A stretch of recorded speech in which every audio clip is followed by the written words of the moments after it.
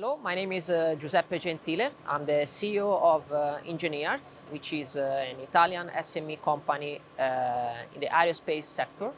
And I'm excited to talk about this project that we have done together with our partner NI on a transmitter and receiver for CCSDS, which is emulating a transmission and reception chain from satellite.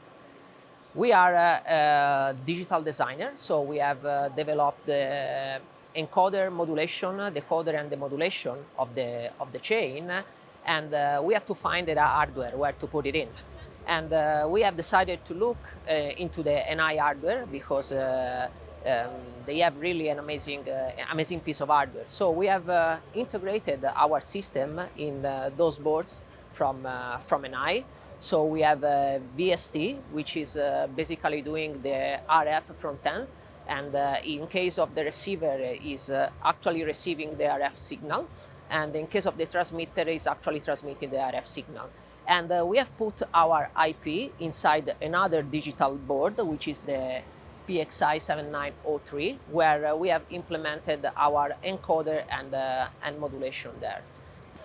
So I have to say that it was really a pleasure and excitement to work together with NI in this wonderful project. The integration and cooperation with the people was wonderful. And of course, this was made possible by this fantastic hardware. But now I will hand over to Sastri, which is actually managing the demo directly, which will show you how it actually works. Sastri, to you. So as Giuseppe has explained the pattern of the work, in this case, I'm going to show you the actual demo. So the first, just to give you a little bit heads up, the workflow is where we create a Vivado export, and in the Vivado export, the IP is plugged in, and so that once the IP is plugged in, the bit file is generated. But now it has all the links to connect to an actual real RF hardware for the real testing with the RF signals. So in this case, we have a transmitter, a CCSDS standard 131B2 compliant transmitter is generating a signal, and we are actually passing it, we are generating on our FlexRio processor 7903, which in turn through the MGT links conforming to the Aurora protocol is sending that signal into our VST 5842, which in turn is generating the RF signal. Another interesting thing is all these parameters of the IP can be configured using the axis stream, and on the fly while the signal is being generated, we can change this pattern. So for example, you can see in this particular case, we are generating an ACM format 5, which is a QPSK signal. So you can see that this is the spectrum of the signal. It is a 500 megahertz signal.